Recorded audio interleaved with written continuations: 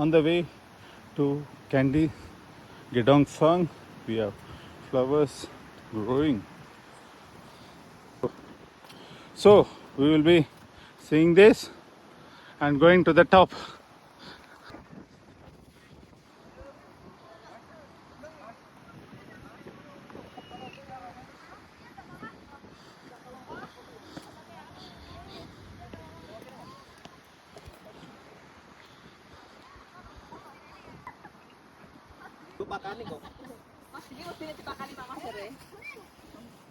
சிவலிங்கத்தை முன்னாள் கடவுளாக வந்துட்டு, அதாவது மூலஸ்தானத்துக்கு முன்னாடி வச்சு எங்கேயுமே நான் பார்த்ததில்ல. இதுக்கான அர்த்தம் எனக்கு தெரியல. ஆனால் இங்கே பார்த்தீங்கன்னா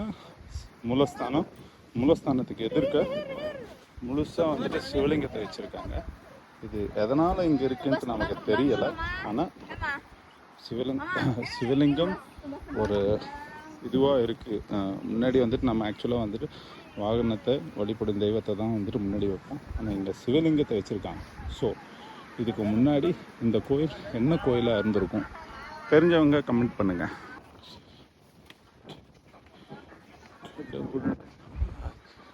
உள்ள வந்துட்டு சில எதுவும் கிடையாது.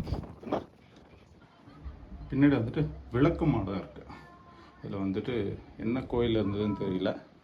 நல்லா ஜூம் பண்ணி காட்டுறோம் பாருங்க. நம்ம ஆளுங்க இங்கவும் டேவிட் அப்படின்ட்டு யாரோ பேர் எழுதி வச்சுருக்காங்க.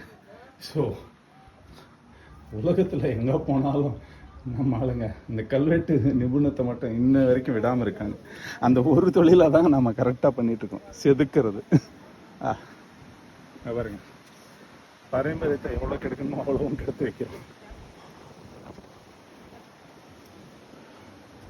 ஸோ கண்டிப்பாக வந்துட்டு இந்த இடத்துல வந்துட்டு ஒரு சிலை இருந்திருக்கணும். 3 பக்கம் நம்ம ஊரில் வந்துட்டு நம்ம கும்பிட்ற மாதிரி 4 பக்கமும் வந்துட்டு கடவுளுக்கான சன்னிதானம், 4 பக்கமும் வந்துட்டு கடவுள் வைக்கிறதுக்கான இடத்த வந்துட்டு உருவாக்கி வச்சுருக்காங்க.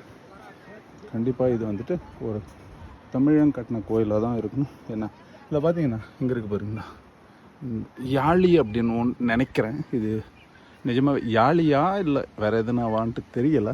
மொத்தத்தில் ஒரு வெளிநாட்டவர் தொப்பியை வச்சுக்கிட்டு அது கீழே வந்துட்டு தலை இருக்கிற மாதிரி தெரியுது. ஆனால் இதில் மூக்கு இருக்குது. ஸோ இது யாழை கிடையாது. நம்ம யாரோ ஒரு மனிதனோட தலையை வடிவமாக தான் வச்சுருக்காங்க. மோஸ்ட்லி இங்கே இருக்கிற இந்தோனேஷியன்ஸ் இப்படி தான் கேப் போடுறத ஒரு சில இடத்துல பார்த்துருக்கேன். ஸோ இது வந்துட்டு இங்கே இந்தோனேஷியன் பீப்புள் வந்துட்டு கேப் போடுறத பிரதிபலிக்கிற மாதிரி எதுனா ஒரு இதுவாக இருக்கலாம், தெரியலை. ஸோ இதுதான் 2வது டெம்பிள். எங்கே வேணால் பாருங்கள், இந்த மாதிரி வந்துட்டு இது பண்ணி வச்சுருக்காங்க. ஓகே, நல்ல அடையாளத்தை உண்டி பண்ணி வச்சுட்டு போயிருக்காங்க. ஸோ உள்ளே போகலாமா தெரியவில்லை. ஓகே, கோபுரத்தில் எங்கன்னா மீன் சின்னம் எதுனா தெரியுதான்னு பார்க்கலாமா? ஸோ